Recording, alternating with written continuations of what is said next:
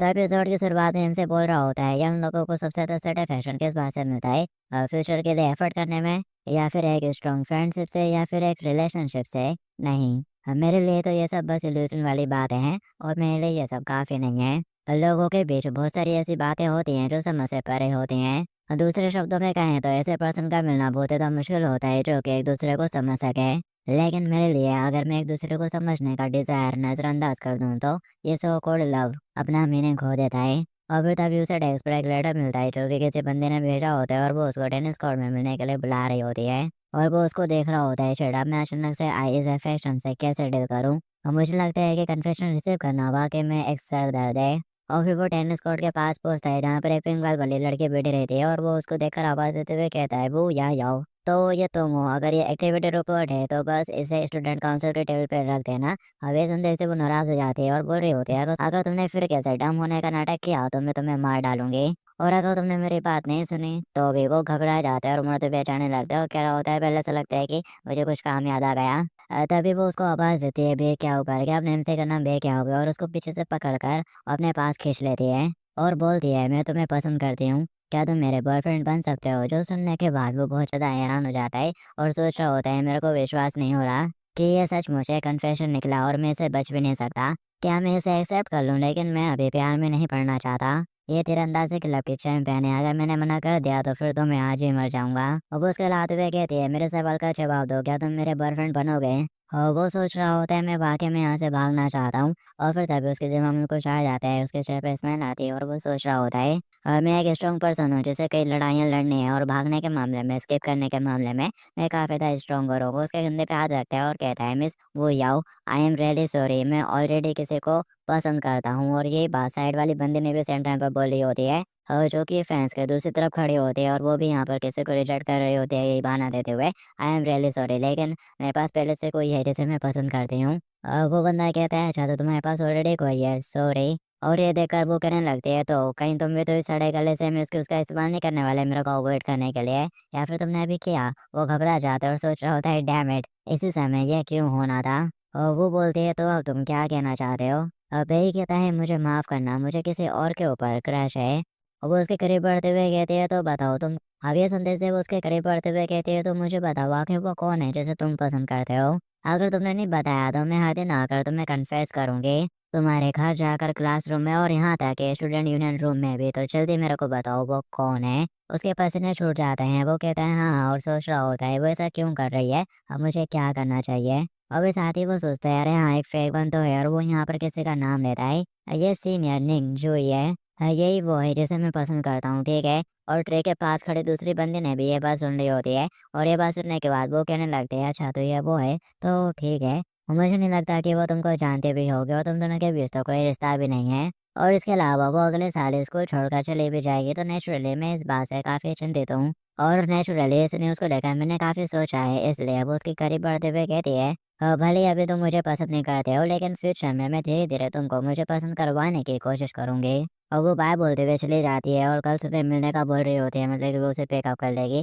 जो सुनने के बाद वो कहता है व्हाट। और इसके बाद रात हो जाती है और शायद से ये बंदा अभी भी स्कूल में ही पढ़ा होता है और बोल रहा होता है डैम इट, मैंने अभी अभी उस लड़की को जो रिजेक्शन दिया था वो तो एकदम परफेक्ट था, तो आखिर वो गलत क्यों समझ रही है, आखिर ये सब चल क्या रहा है। और यहाँ पर एक बंदी होती है जो कि उसे देख रही होती है, और ये स्टूडेंट काउंसिल प्रेसिडेंट टैंग जेन है। और वो टेबल पर बैठते हुए कहते हैं वाइस प्रेसिडेंट तुम अभी तक घर नहीं गए, आखिर इस टाइम पर तुम अभी भी यहाँ पर क्या कर रहे हो।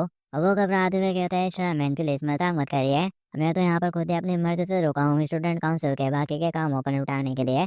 और वो मनी मन सोच रहा होता है अगर तुम ऐसे क्यों बिहेव कर रही हो जैसे कि तुम्हें पता ही नहीं है कि आज यहाँ पर देर तक रुकने और काम करवाने के लिए मुझे किसने फोर्स किया है। प्रेसिडेंट कहते हैं तुम वाकई में कितने अच्छे पर्सन हो, चलो मैं तुमको ओवर टाइम करने के लिए रिवॉर्ड देती हूँ। और वो उसको अपनी छोटी कॉफ़ी ही देने लगती है।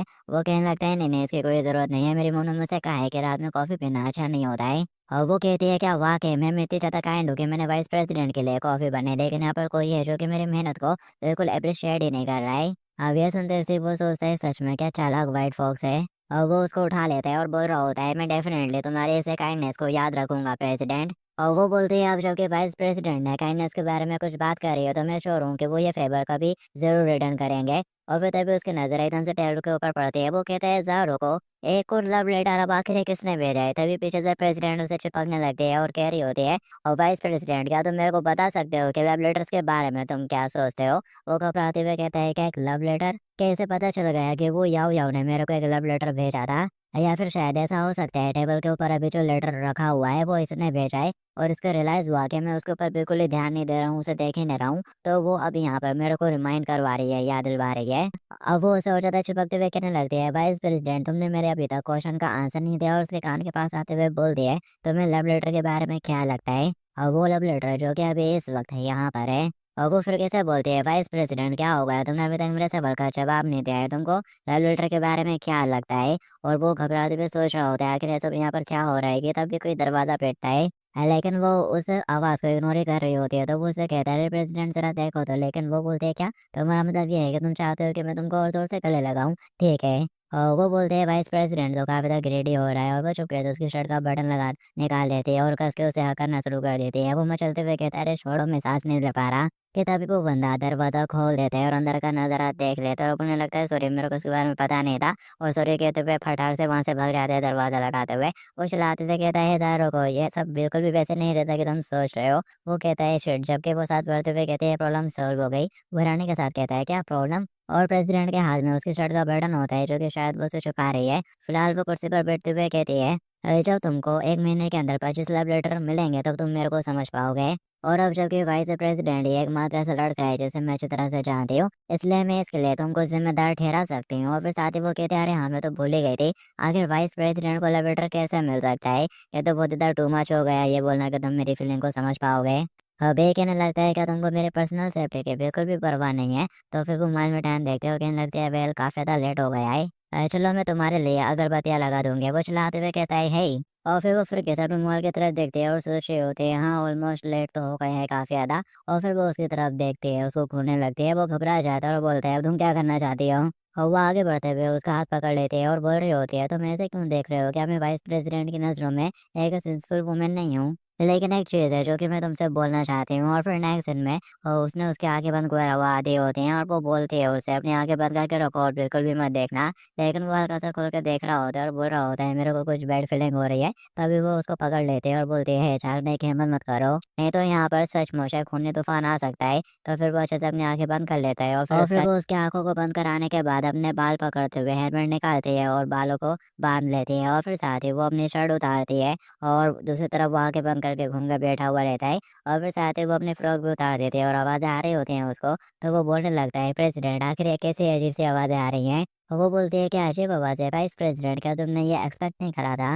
और फिर साथ ही वो आगे बढ़ते हुए उसको पकड़कर अपनी तरफ घुमा लेते हैं और बोलते हैं, "अब तुम अपनी आँखें खोल सकते हो।" और उससे पूछने लगती है, "तो तुमको क्या लगता है कैसी लग रही हूँ मैं? अच्छी लग रही हूँ ना?" और वो बोलता है, "तुम काफ़ी ज़्यादा अच्छी तो लग रही हो, लेकिन तुमने ऑफ़िस के अंदर ये कपड़े क्यों चेंज करे? क्या होता अगर कोई तुम्हें देख लेता?" अब ये सुनते से वो थोड़ा पीछे हटते हैं और हँसते हुए कहते हैं, "आई एम सॉरी, मैं थोड़ा जल्दी में थी। आज मेरे घर पर डिनर पार्टी है।" और वो उसे बताने लगते हैं, "लेकिन मैंने ऑफ़िस के अंदर कपड़े चेंज नहीं करे। असल में मैंने ये ड्रेस तो अपनी स्कूल यूनिफ़ॉर्म के अंदर ही पहनी हुई थी और ये अच्छे से फिट आ गई थी। तो बस मैंने यहाँ पर अपनी यूनिफ़ॉर्म उतार दी और मैंने" तभी वो घबराते हुए कहता है, "ज़रा रुको, रुको, अब और कुछ भी एक्सप्लेन करने की कोई ज़रूरत नहीं है। अब मैं अच्छे से समझ गया हूँ कि प्रेसिडेंट काफ़ी ज़्यादा जल्दी में थी। लेकिन तुम रिलैक्स होकर सब कुछ अच्छे से करते तभी ठीक ही रहता।" और फिर तभी एकदम से प्रेसिडेंट को कुछ याद आ जाता है, "अरे मैं तो उसके बारे में भूल ही गई थी।" और फिर वो वाइस प्रेसिडेंट कहते हुए उसकी तरफ हाथ बढ़ाते हैं। वो कहता है, "क्या हो गया?" और फिर वो एकदम से उसके काफ़ी ज़्यादा करीब आ जाती है और बोलने लगती है, "वाइस प्रेसिडेंट आप तो वाक़ई में काफ़ी ज़्यादा लापरवाह हो। स्टूडेंट काउंसिल के तौर पर ये बिल्कुल भी अच्छी बात नहीं है कि तुम डिसिप्लिन को छोड़ दो और इस तरह से बटन ओपन करके घूमो।" और वो यहाँ पर कुछ लगा देती है और बोल रही होती है, "अब बेटर लग रहा है बे।" सोचता है, बटन आखिर मेरा बटन कब गिर गया? और फिर प्रेसिडेंट जाते हुए बोलती है, "ये मेरी तरफ से तुम्हारे लिए एक रिवॉर्ड है, यहाँ पर रुककर ओवरटाइम करने के लिए। ठीक है, अब मैं जा रही हूँ और तुम अच्छे से सारा ओवरटाइम वर्क फिनिश कर लेना।" और उसको इतना बोलने के बाद वो गुनगुनाते हुए बाहर निकल आती है और जा रही होती है और सोच रही होती है, फाइनली मुझे ये मिल ही गया। और उसके हाथ में उसकी शर्ट का बटन होता है और दूसरी तरफ अपना भाई सोच रहा होता है, तो ये लव लेटर प्रेसिडेंट की तरफ से नहीं था, तो आखिर ये किसने भेजा है? और फिर वो खोल कर देखता है तो ये भी उसे किसी बंदी ने भेजा होता है जो कि स्कूल के बाद पास ही के किसी कैफे में मिलने के लिए बुला रही होती है। और ये निंगे ने भेजा है और ये नाम देकर वो भी काफी ज्यादा चौंक जाता है और फिर घबराते हुए बैठकर सोच रहा होता है निंगे ये तो हमारी स्कूल के क्वीन है। और जहाँ तक मुझे लग रहा है क्या ये एक और कन्फेशन हो सकता है। और फिर नेक्स्ट सीन में दिखाया जाता है वो उसी बंदे के पास पहुंच चुका होता है उसे मिलने के लिए और पूछ रहा होता है मिस नेन आखिर आप मेरे को क्यों ढूंढ रही थी। और वो कहती है वेल वो याओ याओ आज मेरे पास आए थे मुझसे मिलने के लिए। और मेन चीज़ ये है कि उसने कहा कि तुम मेरे को पसंद करते हो। और फिर उसने मेरे को एक डिटेल एक्सप्लेनेशन दी। और फिर उसने मेरे को एक डिटेल एक्सप्लेनेशन दी तुम्हारी कमियां बताते हुए और रीज़न कि क्यों अपन दोनों साथ साथ नहीं हो सकते। अब ये सब सुनते थे उसके मुंह से सब बाहर निकल आता है। वो बोलती है क्या तुम ठीक हो। वो कहता है हाँ हाँ मैं ठीक हूँ लेकिन सीनियर ये सब बिल्कुल भी वैसे नहीं है जैसा कि आप सोच रही हो। तभी वो बोलती है आई गेस ये एक रैंडम एक्सक्यूज था ताकि तुम बेकिया को रिफ्यूज कर सको।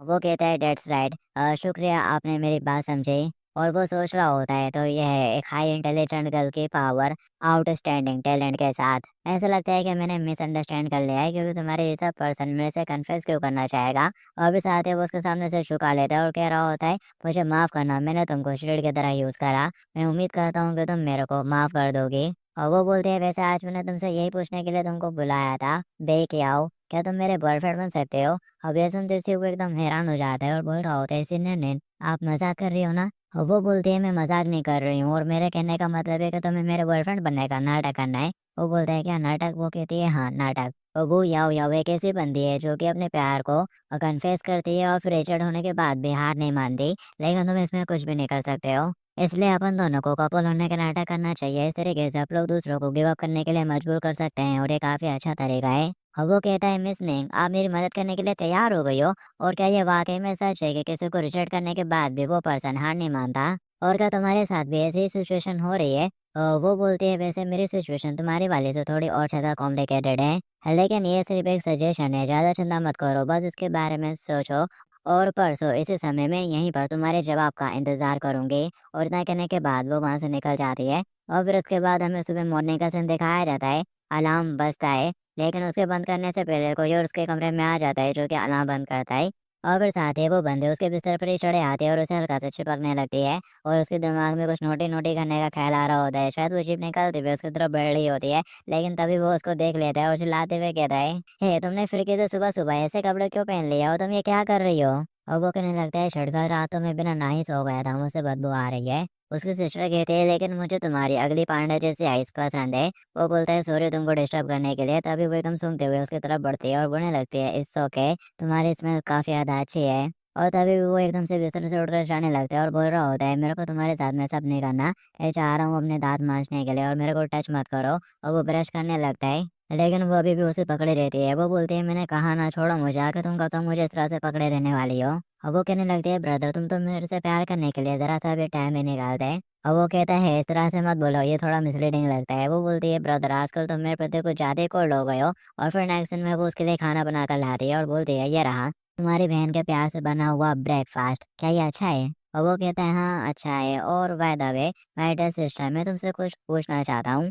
जब तुम स्कूल में होती होगी तो अक्सर तुम्हें कई सारे कन्फेशन मिलते होंगे क्यों। अभी ऐसा जैसे वो थोड़ी नर्वस हो जाते हो कहने लगती है हाँ। तभी वो उसका हाथ पकड़ लेता है और पूछता है तो तुम आमतौर पर उन्हें कैसे रिचर्ड करती हो। अगर तुम्हारे मना करने के बाद भी दूसरा पर्सन हार नहीं मानता तो क्या होगा। ऐसे में तुम क्या करोगी। और वो बोलती है मैं कहूंगी कि मेरा एक बॉयफ्रेंड है और अगर वो मेरी बात के ऊपर विश्वास नहीं करेगा तो फिर मैं उसे अपने भाई की पिक्चर दिखा दूंगी। और फिर वो उसे अपना हाथ छुड़ा लेते हैं और बोल रही होती है जल्दी करो और मैं भी लेट हो गई हूँ इसलिए मैं पहले स्कूल जा रही हूँ। और याद है से बर्तन धुल देना। और उसके बाद सुन के वो सोच रहा होता है लगता है कि अब सिर्फ वही तरीका बचा हुआ है।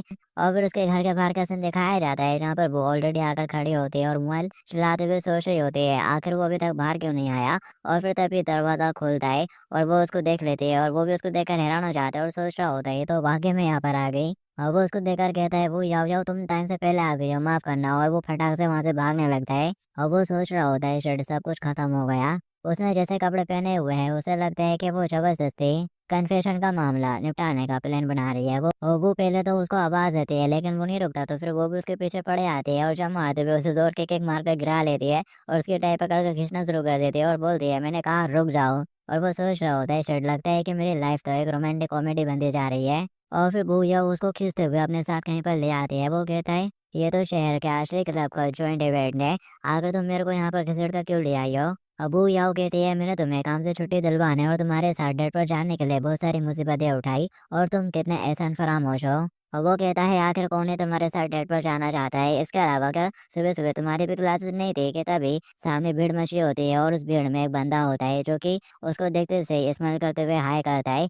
लेकिन बू याओ उसको देखकर जरा भी कुछ नहीं होती और सोच रही होती है शिट ये फिर कैसे है। पीछे से वो कहता है कौन है ये, और फिर तभी एकदम से उसके दिमाग में कुछ आइडिया आता है। वो चमकती आंखों के साथ उसकी तरफ देखती है और उसे डार्लिंग कहना शुरू कर देती है और उसका हाथ पकड़ते हुए कहती है चलो यहाँ से चलते हैं, बाहर बहुत ज्यादा धूप है, इसलिए बस मेरे साथ बैक स्टेज पर आकर इंतजार करो। अब वो उससे कहता है वो याओ ये क्या तुम्हारा एटीट्यूड तो सडनली चेंज हो गया है, मैं बहुत ज्यादा कंफ्यूज हूँ। और वो सोच रहा होता है इसके अलावा ये वाकई में बहुत ज्यादा अनोइंग लग रहा है। और वो मुस्कुराते हुए दबी आवाज में कहती है भैया अगर तुमने मेरी बात नहीं मानी तो मैं अपने शूटिंग बोर्ड को तुम्हारे साथ रिप्लेस कर दूंगी। और वो साथ ही फिर से एक्टिंग करते हुए कहती है अब मैं प्रैक्टिस करने के लिए जा रही हूँ और तुम मेरे बैग के ऊपर नजर रखना डार्लिंग। वो बोलता है हे जरा अच्छे से पेश आओ, मैं बैग लेकर स्टेज के पीछे तुम्हारा इंतजार करूंगा। और वो बंदा भी वो को देख रहा होता है और सोच रहा होता है वो हमेशा की तरह काफी ज्यादा एंटरटेनिंग है। और वो अपनी लड़कियों से कहता है सॉरी एक्सक्यूज मी, और बे के पास हो जाता है और बोलता है बे तुम वाइस प्रेसिडेंट हो ना। मैं लिंगू हूँ डुआर्ड अकेडमी के आर्चरी क्लब का कैप्टन। मैंने तुम्हारे बारे में याओ याओ से सुना था लेकिन ये बिल्कुल भी एक्सपेक्ट नहीं करा था कि मैं तुमसे यहाँ पर मिलूंगा। अब वो उसे हेलो बोलता है और सोच रहा होता है इससे एक घमंडी की वाइफ क्यों आ रही है। वो बंदा आगे बोलता है आज याओ याओ को यहाँ पर लेकर आना तुम्हारे लिए वाकई में काफी मुश्किल रहा होगा, लेकिन अब जबकि मैंने उसे इनवाइट किया है इसलिए मीटिंग के बाद मैं नेचुरली उसे वापस भेज दूंगा और मैं उसे घर तक भी छोड़ दूंगा और इस तरह से तुमको एक और ट्रिप करने की जरूरत नहीं पड़ेगी और तुम परेशान भी नहीं होगे। उसकी बात सुनकर वो सोचता है ये कितना अच्छा बंदा है, देख के मुझे कुछ गड़बड़ फील हो रही है और क्या ये भी यहाँ पर बू याओ याओ से मिलने के लिए आया है। और जो बू है वो दूर कहीं छुप कर उनकी बातें सुन रही होती है और साथ ही चढ़ रही होती है उस बंदे की बातों पे। और वो बंदा एमसी से कहता है वाइस प्रेसिडेंट टाइम कीमती होता है, अगर तुमको इस इवेंट में जरा सा भी इंटरेस्ट नहीं है तो प्लीज वापस चले जाओ और मैं तुम्हारी तरफ से याओ याओ को सब अच्छे से समझा दूंगा। तभी वो उसके हाथ को साइड करता है और बोल रहा होता है लगता है कि तुम कुछ मिसअंडरस्टैंड कर रहे हो, मैं यहाँ पर स्कूल स्टूडेंट काउंसिल के इनविटेशन पर आया हूँ और मेरा इस बात से कोई भी लेना देना नहीं है कि बाद में वो याओ याओ को कौन वापस ले जाएगा। और ऑफ कोर्स इस बात से तुम्हारा भी कोई लेना देना नहीं है। और इतना कहने के बाद वो वहां से निकल जाता है और वो बंदा कह रहा होता है ये तो इंटरेस्टिंग है लेकिन बहुत ज्यादा डिफरेंस नहीं है। और वो भी छुपकर ये देख रही होती है और बे का वो एक्शन देखकर वो भी हल्के से कुश्ती हो जाती है। और फिर नेक्स्ट सीन में वो प्रैक्टिस कर रही होती है जबकि वो उसका बैग पकड़कर पीछे बेंच पे बैठा रहता है और बोल रहा होता है आखिर ये इवेंट कब एंड होगा। और उसको हल्की सी नींद आने लगती है और इतने में ही बू का बैग उसके हाथ से छूट जाता है जो कि नीचे गिरकर खुल जाता है और उसके अंदर की किताबें बाहर आ जाती हैं। और इनमें से कोई किताब लड़कों को पटाने वाले टिप्स के बारे में होती है जो देखकर वो काफी हैरान हो जाता है और सोच रहा होता है बू याओ तुम हम दिनों पर ये क्या पढ़ रही हो आजकल। और फिर साथ ही वो उन किताबों को उठाने लगते हैं और फिर तभी साइड से उसे कुछ आवाजें आती हैं, कोई लड़की बोल रही होती है और वो चुड़ैल बस इस वजह से कि वो दिखने में थोड़ी अच्छी है, वो इतना एरोगेंट और सेल्फ सेंटर कैसे हो सकती है। हल्दिन कहता है चलो इसे ऐसे ही छोड़ देते हैं और मान लेते हैं कि ये मेरी गलती है। एक लड़की बोलती है आखिर हम इसे यूं ही कैसे चढ़ने दे सकते हैं, उसे विश को सबक तो सिखाना ही होगा ताकि वो ठीक तरीके से बिहेव करना सीख जाए। दूसरी लड़कियां भी बोलने लगती है डेट्स राइट, हम इसे ऐसे कैसे छोड़ सकते हैं, मिस्टर लिन को बेवजह थप्पड़ पड़ा है। लिन कहता है कोई बात नहीं मेरे लिए तुम लोग उसके पीछे मत जाओ। वो लोग कहने लगते हैं नो वे, आखिर हम इस मैटर को ऐसे कैसे जाने दे सकते हैं। और पीछे वे खड़ा उनकी बातें सुन रहा होता है और उस बंदे को देखकर सोच रहा होता है ये बंदा फिर किसे है। तभी यहाँ पर बुआ जाते हैं और बोल रही होती है आखिर तुम यहाँ पर क्या कर रहे हो, तुम दूसरों की बातें सुन रहे हो, वेरी सस्पिशियस, क्या तुम सीक्रेटली दूसरी लड़कियों को झाँक तो नहीं रहे। और वो कहने लग गए नहीं नहीं वैसे भी आज मैंने बहुत सारी लड़कियां देख ली हैं और अब मैं उन्हें देखते देखते थक गया हूँ। अब ये सुनते से वो उसको बिठा देते हैं और उसके पास आते हुए कहते हैं ये अच्छी बात है लेकिन अब तुम सिर्फ मेरे को ही देखोगे समझ गए। वो बोलता है ठीक है और फिर वो साइड में बैठ जाती है और कहने लगती है लेकिन जबकि आज कोई बहुत अच्छा बन रहा था इसलिए अब मैं भी थोड़ी देर के लिए तुम्हारे साथ कोऑपरेट करूंगी और रिपोर्ट के तौर पर मैं तुम्हें इस खूबसूरत लड़की को मुझे पहनाने का मौका दूंगी और फिर बाद में आप लोग साथ साथ घर चलेंगे। और वो उसके थाई के ऊपर पाँव रख देती है लेकिन वो एकदम ऐसे बिहेव कर रहा होता है जैसे कि ये थोड़ा डिस्कस्टिंग हो तो फिर उसे गुस्सा आ जाता है। वो बोलने लगती है क्या हो गया, मेरे फिर इतने ज्यादा भी गंदे नहीं है और क्या तुमको इस रिवॉर्ड के बारे में जरा से भी परवाह नहीं है। वो थोड़ा खांसते हुए कहता है मुझे लगता है वो आओ जाओ तुम थोड़ी उस किस्म की हो। तभी वो उसके ऊपर तीर तान देती है और बोलने लगती है अब इसके बारे में क्या ख्याल है। वो घबरा जाता है और बोलने लगता है ठीक है समझ गया। और फिर नेक्स्ट दिन में वो मोजे उठाता है और बढ़ते हुए उसको मोजे पहनाना शुरू कर देता है। और उसको मोजे पहनाने के बाद वो साइड में बैठते हुए कहता है एक ब्यूटीफुल लड़की को मोजे पहनाना वाकई में मेरे लिए बहुत ज्यादा ऑनर की बात है। और वो बोलते हैं मुझे खुशी हुई कि आखिरकार तुम्हें समझ में आ गया। और वो उसके कंधे पे सिर रखते हुए कहती है, लेकिन तुम्हारा शुक्रिया आज मेरे साथ यहाँ पर आने के लिए। अब ये कहता है, तुम और लिंगू लगता है कि तुम दोनों एक दूसरे को काफी अच्छे से जानते हो। अब ये सुनते से पहले तो वो हैरानी से उसकी तरफ देखती है और फिर साथ एक्साइटेड होते हुए पूछती है, क्या तुम जेलस हो रहे हो? और वो बताती है, लिंगू एक अलग स्कूल से है और हम लोग आमतौर पर एक दूसरे से बिल्कुल भी बात नहीं करते। और ये कल की बात है जब हम लोग स्टेज के पीछे इवेंट के लिए तैयारी कर रहे थे। वो सडनली जानबूझकर एकदम से आ गए और मुझे कोने में दबा दिया और कह रहा होता है, क्या तुम जानबूझकर मेरा इंतजार करने के लिए पीछे रुकी थी? और फिर वो बताती है, इस वजह से मैंने उसको थप्पड़ मार दिया। और मुझे नहीं पता कि उसने किसी और से कुछ कहा या नहीं, लेकिन ऐसा लगता है कि आज के इवेंट के दौरान कोई मुझसे बहुत ज्यादा नाराज था। उसकी बातें सुन के भी सोच रहा होता है, मुझे विश्वास नहीं हो रहा है कि वो लोग सीक्रेटली इसमें इन्वॉल्व है। और वो उससे कुछ कहने वाला होता है कि तभी वो नोटिस करता है वो उसके कंधे पे सर रखकर सो चुकी होती है। और वो उसको देखकर सोचता है, क्या ये बस सोने का नाटक कर रही है? और वाकई में वो बस सोने का नाटक ही कर रही होती है। और वो उसको चेहरे से पकड़ता है और जरा अच्छे से देखने लगता है, और यहाँ पर वो सोच रही होती है क्या वो होने वाला है। इसका मतलब वो है कि तभी दिखाया जाता है वो उसका सर बैग पे रख देता है और वहां से जाने लगता है। तभी वो चिल्लाते हुए कहती है, बे क्या हो, वहीं पर रुक जाओ। लात मारते हुए उसे खेल लेती है। वो घबराते हुए कहता है, मैंने कुछ भी नहीं किया। और वो गुस्से के साथ कहती है, क्या तुम्हें लड़कियों के दिल के बारे में कुछ भी नहीं पता? जब तुम किसी स्वीट सी लड़की को सोता हुआ देखो तो क्या तुम्हें उसे चिंटले उठाकर घर तक छोड़ने के लिए नहीं जाना चाहिए? और वो बोलता है, अब ये किस टीनेज मैगजीन का प्लॉट है? अब ये सुनते से ही वो सोचते हैं, अरे मैगजीन कैसे पता चल गया? और एकदम घबरा जाती है और उससे बोलने लगती है, तुम बहुत बड़े बेवकूफ हो। और जाने लगती है मुंह फुलाते हुए और बोल रही होती है, मैं कपड़े बदलने के लिए जा रही हूँ और तुम अकेले ही वापस स्कूल चले जाओ। और फिर नेक्स्ट दिन में भी चलते हुए जा रहा होता है और सोच रहा होता है, हालांकि लिंगू ने उन तीनों लड़कियों से झूठ बोला है, और फिर भी उसे अपने बारे में भी तो सोचना चाहिए। कम से कम मुझे उन तीनों लड़कियों को वो याव याव के साथ मुसीबत खड़ी करने से रोकना होगा। लेकिन बार बार मुझे ऐसा क्यों लग रहा है, कुछ तो गड़बड़ है, उसे कुछ सही फील नहीं हो रहा होता। और फिर एकदम से उसे कुछ रिलैक्स हो जाता है। वो सोचता है, उसने मेरे सामने कुछ भी नहीं किया और वो मुझे यहाँ से भगाने के लिए डिस्कस कराने की कोशिश कर रहा था, और उसने उन तीनों लड़कियों को बहला फुसला कर अपने जाल में फंसा लिया है। और फिर इसके बाद हमें वो याव याव का ही सीन दिखाया जाता है जिसके पास वो दोनों लड़के आ चुके होते हैं। और वो उसको आवाज देते हुए कहती है, अब जब हम सब यहाँ पर मिल चुके हैं तो तुमको पता होना चाहिए कि आगे क्या होने वाला है। और वो कहती है, आखिर तुम लोग क्या चाहते हो? और मेरे को नहीं लगता कि मैं तुम लोगों को जानती हूँ। और बोलती है, ये वो थप्पड़ था जो कि तुमने मिस्टर लिन को मारा था। अब ये सुनते से वो बोलने लगती है, अच्छा तो ये वो है, तो ये बस सच है कि तुम सारे कचड़े साथ में मिल चुके हो। और वो उसको कूलर से पकड़ लेती है और चिल्लाते हुए कहती है, आखिर तू कचड़ा किसे कह रही है? और वो बोलती है, ऑफ कोर्स तुम लोगों को और उस लिन को, सब लोग ट्रैश हो। और वो चिल्लाते हुए कहती है, आगे तेरा ऐसा बोलने की हिम्मत कैसे हुई? और फिर से उसको लपड़ मारने के लिए हाथ उठा लेती है कि तभी पीछे से बेई उसका हाथ पकड़ लेता है और इन लोगों से बोल रहा होता है, क्या तुम लोगों को वाकई में मैनिपुलेट किया जाने का एहसास अच्छा लगता है? उसने तुम लोगों को मैनिपुलेट किया है। लेकिन तभी वो लड़के बेई को भी मार देती है और बोल रही होती है, ये रिंकू सीनियर का बिजनेस है और उसके बिजनेस को संभालना मुझे पसंद है और इससे तुम्हारा कोई भी लेना देना नहीं है, और आकर तुम हो कौन? बे उसे घूर कर देखता है। वो थोड़ी घबरा जाती है और बोलती है, अब आखिर तुमने मुझे इस तरह से घूरना क्यों शुरू कर दिया? तभी यहाँ पर वो उसके पास आती है और बोलती है, तुमको यहाँ पर कुछ भी करने की जरूरत नहीं है, तुम्हें यहाँ से चले जाना चाहिए। और वो कहता है हाँ, और उसके कमर को पकड़ते हुए एकदम से उसको उठा लेता है और बोलता है, चलो यहाँ से चलते हैं। अब ये देखकर वो काफी ज्यादा हैरान हो जाती है और इमोशनल होते हुए कहती है, हाँ। तभी पीछे से वो लड़की चिल्लाते हुए कहती है, तुम दोनों को क्या लगता है कि तुम लोग बस यहाँ से ऐसे ही चल के निकल जाओगे? अभी सांस भरते हुए कहते हैं, लेंगे बेहतर होगा कि तुम बाहर आ जाओ। चीजें यहाँ पर ऑलरेडी वर्स हो चुकी हैं, लेकिन अगर मैंने बाद में तुमको ढूंढा तो फिर चीजें और भी ज्यादा डिस्कस्टिंग हो जाएंगी। कि तभी यहाँ पर लेंगो भी बाहर निकल आता है और बोल रहा होता है, अरे वाइस प्रेसिडेंट, आखिर आप ये क्या कह रहे हो? मैंने इसकी शुरुआत नहीं की है, मैं तो बस यहाँ से गुजर रहा था, मेरा इससे कुछ भी लेना देना नहीं है। कि तभी वो यहाँ पर उसके मुंह पे एक जोर का पंच मारता है जिससे कि वो एकदम से पीछे उड़ के गिर जाता है। और ये देखकर सारी लड़कियां भी चौंक जाती हैं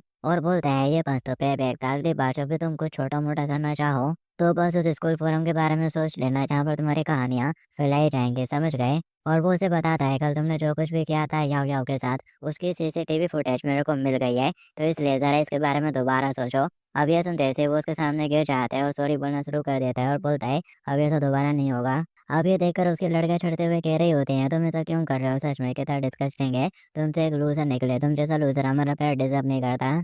जबकि याव याव तो खुश होते हुए बे के साथ निकल जाती है और फिर ये लोग नदी किनारे बैठे रहते हैं। पीछे से याव आती है और उसको ड्रिंक देती है, बोलती है, इसे ले लो। वो बोलता है, ये क्या है? वो कहती है, ये राइस कोक है, इसे तुम इस तरह से चेहरे पे अप्लाई कर सकते हो। और वैसे भी अगर लोग तुमको थप्पड़ के निशान वाले चेहरे के साथ देखेंगे तो समझाना मुश्किल होगा। और वैसे तुमको कैसे पता चला कि उन लड़कियों द्वारा मुझे रोका जाएगा और लिंगू भी वहां पर मौजूद होगा? अब यही कहता है, उसने पहले पेटफुल होने का नाटक करा था कि वो कुछ लड़कियों को लुभा कर तुम्हारे खिलाफ कर सके। और जब वो लड़कियां तुम्हें मार रही थी उसी वक्त वो तुमको बचाने के लिए आ जाता, एक हीरो की तरह नाटक करते हुए। वही पुरानी घिसी पिटी कहानी। वो कहती है तुम तो वाकई में काफी ज्यादा स्मार्ट हो, तो तुमने यहाँ पर दूसरों से उनका हीरो रेस्क्यू वाला सीन छुड़वा लिया। अब ये सुनते थे वो एकदम से उसकी तरफ देखते हैं, वो घबराते हुए पीछे हट जाती है और बोलने लगती है क्या हो गया। अब ये कहते हैं मुझे लगा कि तुमने कहा कि हीरो ने ब्यूटी को बचाया, तो मैं जिस ब्यूटी को ढूंढ रहा हूँ आखिर वो